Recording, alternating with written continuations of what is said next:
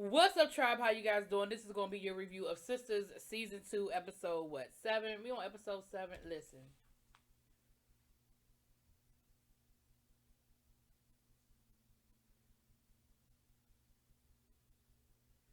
this ain't gonna take long. So we start the episode off. We got Andy. She done went back to old boy's house, and she is all over him, and she is begging him to go on and give it to her. She like, where the bedroom? Do not pass go. Do not collect $200. Now he want to talk all of a sudden. All of a sudden now he want explanations as to what happened. Now he want to give her some coffee. Now he like, listen, we like need to sober up before we do whatever it is that we think we about to do. Here's the thing. You knew what she wanted when y'all left the club. She made it very clear what her intentions were. Her intentions were to go on back to the house, to the bedroom, the apartment, wherever y'all were, and blow your back out. That was her intention. If you wanted to talk when she was sober, then when Karen tried to stop y'all from leaving and Karen tried to talk Andy out of it, that was your clue to say, you know what? Maybe not. Maybe not tonight. I want you to go home with your friend. I want you to sober up. Call me tomorrow. We can do breakfast or something. And then you can have this conversation that you wanted to have. But for you to take her all the way back to your apartment, knowing she drunk, house apartment, wherever the hell y'all were, knowing she was drunk and knowing she was fully focused on getting into that bedroom, dude, stop playing. Now, Andy on the other side, girl, he said no.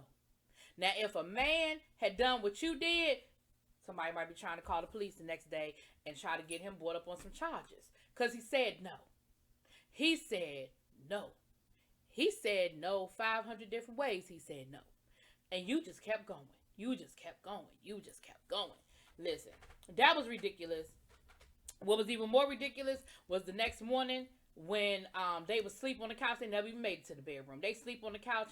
His mama, aka the lady from the job, come up in there rattling pots and pans and decide that she gonna read both of them because she could hear them through the walls because she live in the basement, and she heard her son try to stop her, and she heard Andy tell him no and beg him for it, and then she heard, oh, excuse me, then she heard them having sex, and she proceeded to talk to Andy and talk to her son. First she put her son out, and Andy was like, you just gonna leave me here? The woman took the clothes. They sitting there in their lingerie and their boxer shorts, and she was like, basically going, tell Andy like, you too nice of a woman for all of this. But what you did last night was that was just ridiculous. That was unacceptable. And you were just using my son to get over that man that they done raided your office over. And you owe my son an apology, but he owes you one too. Because I heard him up here telling you no. I heard him up here telling you not that he didn't want to do it. And you just kept going. You just kept going. I was like, now I ain't in the business of disrespecting nobody's mama. But I'm gonna tell you what you not gonna do. Cause I'm a good and grown ass woman. I said, and he left. Then he came back.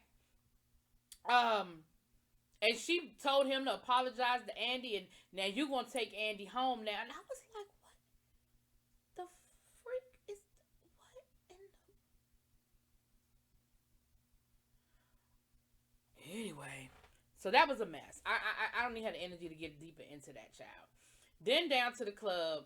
Danny is still dancing with John Moody. I thought that was him, y'all. But in my mind, I was like, that ain't really John Moody. But it's John Moody from Southern Charm, New Orleans.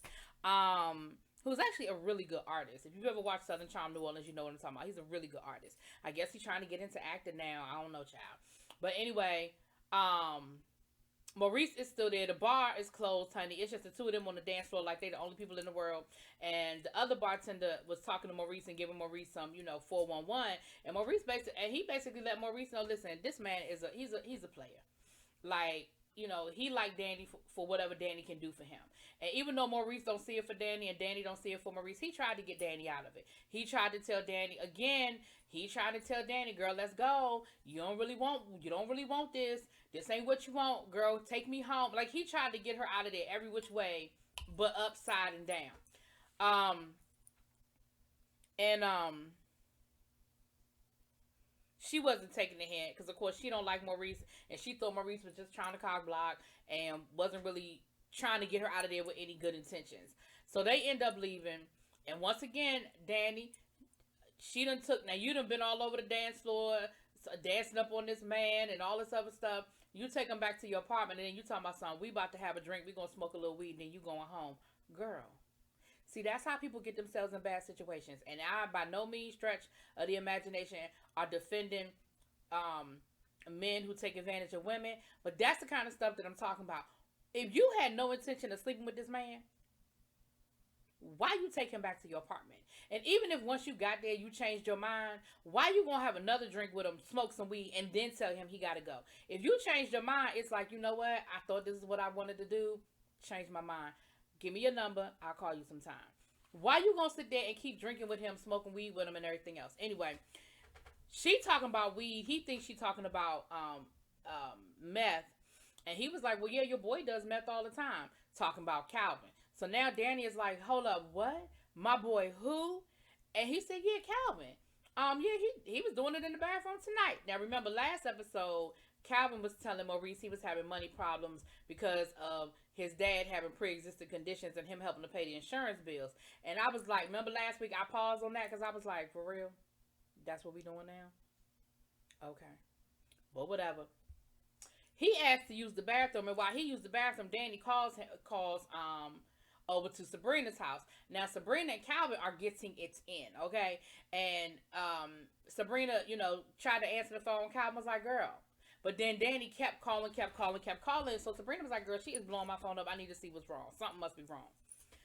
She gets Danny on the phone, and Danny tells her. Danny was like, listen, the bartender tonight told me that Calvin be, doing meth. Like, you might want to check into that. She was like, is he there right now? And, of course, Sabrina was like, yeah, girl, he blowing my back out right now, And she was like, okay, well, do with that information what you want. I'm just letting you know what he told me. I don't know if it's true or not. I'm just passing on the information as I have it. So, Sabrina mood went from to And Calvin, of course, don't know what went down on the phone, so he's still doing his, I love you, I want to be with you, I want us to be exclusive. And Sabrina was like, whoa, player, moving a little too fast. Because, of course, she don't know what to do with this information. I mean, a part of her is like, I really don't want to believe that this is true. But then there's another part of her that's like, but my girl ain't going to lie to me. Like, she wouldn't call me to tell me a lie. Somebody think you're doing drugs, whether it's true or not. Why would anybody even think you're doing drugs? We don't know. And so, of course, Calvin, like anybody would feel, sort of rejected. And he was getting ready to leave. And Sabrina was like, I didn't say you had to go home. He was like, okay, but I'm not understanding. Like, you just said you think we moving too fast or whatever. So I'm going to go ahead and sleep in my own house. I don't know where that house is yet, but okay.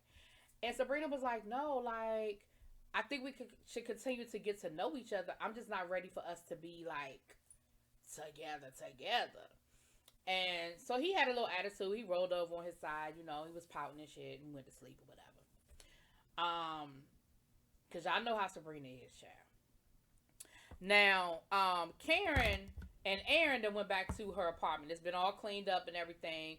And he offers to stay with her. And she was like, cause like I know that we ain't gonna be able to sleep in the same bed and don't nothing go down. And he was like, I'll sleep on the couch. She was like, you ain't gonna stay on the couch. He was like, no, seriously.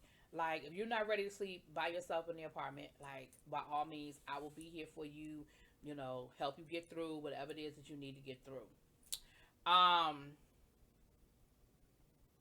She starts having tears in the middle of the night. She saw Zach get shot. She thinks Zach's dead. She, screaming. He comes in there. He stayed on the couch, but he comes running in there to comfort her and everything. And he tells her, he was like, listen, Zach is fine. Zach is alive. You're dreaming. And she was like, no, I need to talk to Zach. So she picks up the phone to call Zach. And he tells her, he said, listen, Zach is okay. But if you need to call him, go ahead. Like, go ahead and call him if you need to talk to him. But I'm telling you, Zach's fine. So, she was like, so she kind of calms down and, she was like, okay, you're right. And so she was like, well, can you just hold me? Can you just hold me? He was like, maybe we came back too soon. Maybe you came back to your apartment too soon. And I guess she was like, hell, I'm here now. Like, it's going to be what it's going to be. So he ends up, sleeping, in the room with Karen, and they, they don't do nothing, he just holds her and they go back to sleep or whatever. So the next morning he gets up, he makes her breakfast and everything, honey. And, oh, wait a minute, let me rewind. So John Moody then went into the bathroom. He done took a whole shower up in old girl bathroom. He done came out butt ass and what naked. And then he proceeds to start talking about what he gonna do to her. And he gonna do all this stuff. He talking about something, he gonna get her ass. And she was like, yeah, no, you're not. And I'm gonna do this. I'm gonna suck them toes. And I'm gonna do this and I'm gonna do that. And like, she kept, like, again, like, I want you to leave. No, it's time for you to go. No, no, But she ends up sleeping with him.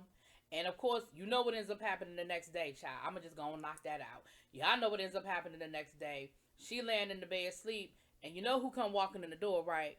Preston. He comes walking in the door apologizing, and he gets it, and he understands, honey. And she tries to lie to him because there's noises coming out the bathroom, and she tries to lie to him and try to hurry up and get him out of that damn apartment. And who come walking out the bathroom butt ass naked again? John Moody. And did I say that? Did I mention the fact that he used her toothbrush and mouthwash? I said, what is up with people just using somebody else's toothbrush that's just laying around? Like, who does? I don't. Anyway, so there's that, child. Preston rolled up out of there real quick. He was like, damn, one day? Like, one day and you got another dude up in your bed? Really? That's what we doing? Anyway, back over to Kern's house. Like I said, Erin done cooked her breakfast and stuff, and here come Andy coming in with her little walk of shame, child. And she in her feelings, she all upset and embarrassed. And Karen was like, what's wrong? What happened? Baby, Andy tells her the story about how the mama came up in there and read her and got her all the way together. Karen was like, he lived with his mama? She was like, well, I mean, he said the mama lived in the basement, but I don't know. He claimed the mama lived with him. And there is a difference between you living with your parents and your parents living with you. It is a difference. And if she living in the basement, I feel like it is a situation where she lives with him and maybe he has his basement fixed up like a basement apartment and that's where his mother lives. Like, I feel like it probably is that situation. But neither here nor there, child. Andy is like, I gotta go to work. The boss done called me in to come and talk to him, child. So then we see Zach and Fatima. And again, this is one of those long ass scenes to basically say Fatima and Zach had a good night together. Fatima got Zach's back. She is encouraging him. She's saying all the things that Karen never said, I guess. I guess that's what we're supposed to get from that. That she's saying all the right things and she's encouraging him to go to work. And she's telling him, listen, I know you're going to get this real estate thing together. I know you're going to do good. After you leave work, working your double shift, meet me over to the house. You're going to probably be working all night. But if you put in a couple of months of good work, you're going to be good. Like, you are going to be fine. And I believe in you. And he was just like, girl, like, I ain't never had nobody talk to me like that and have my back and believe in me like that. So I think that's what we were supposed to get from that. And then Fatima was like, all right, well, I got to go. He was like, you going to leave me in your house by yourself? She was like, yeah, like, you'd be a fool to rob me. Like, I know you. I know where you live. I know your government. You ain't really got nowhere to live. But she was like, you would really be a fool to do that. Like, yes, I trust you. Like, and my thing was, she offered you a place to stay the night before. Just because y'all slept together don't change. She didn't already let you in her house. Like, when she said you could stay in my spare bedroom, like, I'm sure at some point she was going to give you a key. I don't know, I guess. Anyway. Down to the jailhouse, Gary is meeting with his lawyer, child. The lawyer said, listen, we got an arraignment in front of the judge. He my frat brother, so I could probably, maybe get you bail or whatever. He shows Gary some documents. Gary was like, that is not my signature. He was like, it looks like your signature. He said, that's an electronic signature. Like, yeah, it looks like my signature because it's on the computer. But I didn't sign those papers. That's not mine. And then he was like, well, did you do what I asked you to do? And, the dude was like, yeah. Gary done had his lawyer go find Andy to apologize to Andy and tell him that he was sorry. The lawyer was like, listen, I followed her. She went up to a gay club. I ain't go in.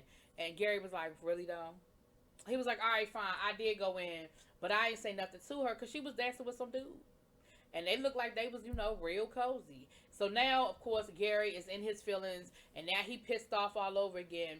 And he was like, get me out of here. Just get me the hell out of here. Get me out of here. And go get my money. The lawyer was like, yo, what? He was like, man, my people took her some money. Go get my money. Go to her job and get my money. Now, what made you think the money was at the job? I don't know. Just because that's where you sent it, don't mean that's where it is. And why would your lawyer get involved in clearly some illegal situation? Because last we heard, all y'all shit was frozen. Hell, they done froze all the Andy shit. Why, how, where you get this money from? $250,000? Come on now. Stop playing, dude. Just stop. Anyway, the lawyer looked like he ain't all that crazy about Gary as the rest of them. But whatever it is, Gary was just like, get me the hell out of here. His lawyer was like, I heard you the first time. I'm working on it. Anyway, child, that's what it was. Y'all let me know what y'all think. Drop it in them comments, y'all. Peace.